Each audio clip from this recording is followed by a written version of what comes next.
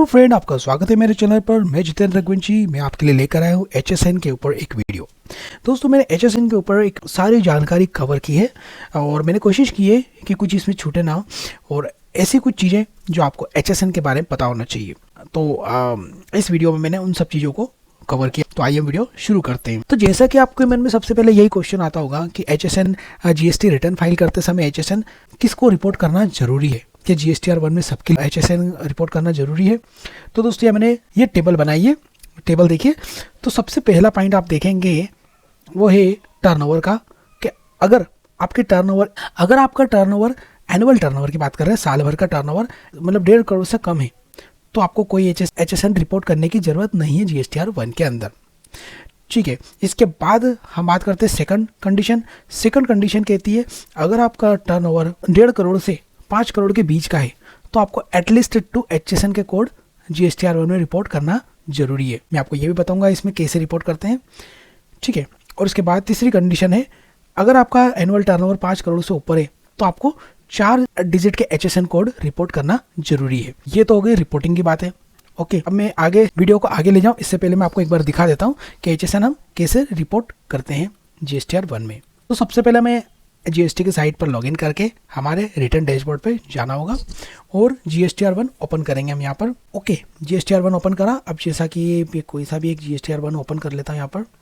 ये मैंने ओपन किया। ठीक है। तो जब आप जीएसटीआर1 ओपन कर चुके होंगे तो इसमें आपको ये फील्ड अलग अलग फील्ड दिखेगी और यहाँ पर आपको 12 नंबर का जो फील्ड, यहाँ पर आपको एचएसएन समरी फिट करना होती है। और उसके बाद यहाँ पर देखिए, सबसे पहले एचएसएन कोड डालना है।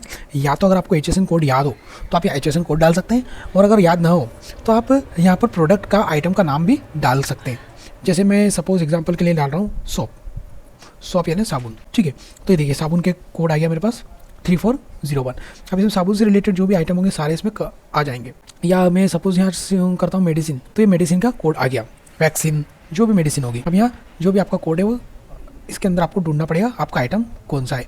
फिर सपोज ये यहाँ पर डिस्क्रिप्शन ऑटोमेटिक ले लेगा। अगर आपको डिस्क्रिप्शन में चेंज करना है तो आप ये मैनुअली इसको चेंज भी कर सकते हैं। ये जो प्रोडक्ट नेम इन मास्टर है इसको कुछ भी नहीं करना है और हम सीधा आगे बढ़ जाएंगे।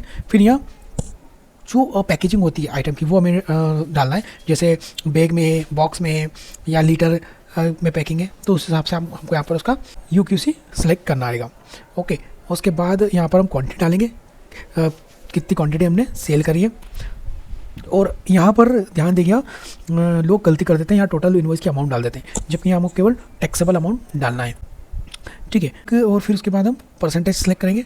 परसेंटेज लेने के बाद एक बात यहाँ देखना, ये जो SGST, CGST या IGST है वो ऑटोमेटिक नहीं लेगा, यहाँ आपको मैनुअली डालना पड़ेगा। जो भी आप रेट लेंगे उसके हिसाब से आपको यहाँ पर SGST और CGST डालना पड़ेगा। एंड देन आप इसको ऐड कर देंगे। ऐड करने के बाद ये देखो नीचे यहाँ पर ऐड आ गया है, नीचे यहाँ ऐड हो गया है। अब यहाँ पेंसिल जैसा जो निशान है ये वापस एडिट करने के लिए, अगर आपको लगेगा कुछ इसमें गड़बड़ है तो आप इसे वापस एडिट कर सकते हैं।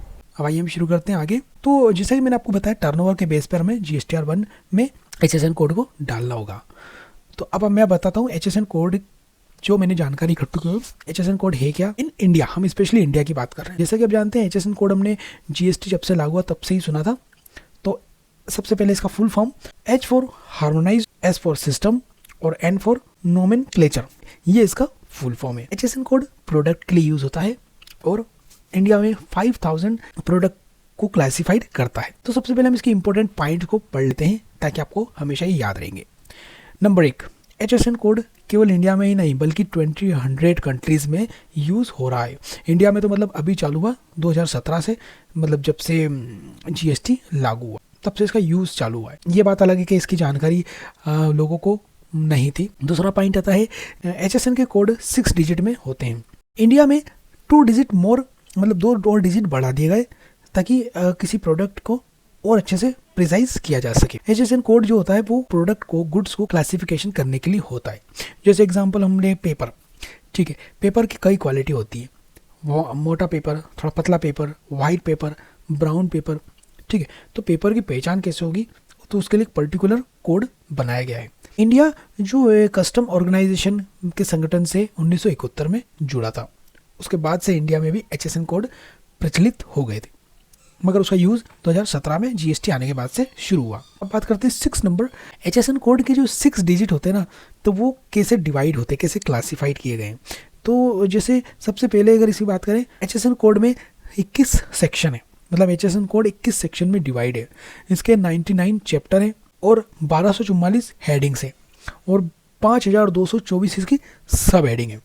ठीक है, ये हो सकता है ये लाइन आपके सिर के ऊपर से निकल जाए।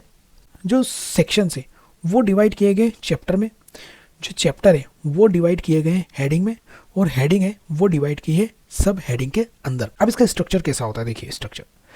तो ऊपर जैसे मैंने लिखा ये कोड है 62139010।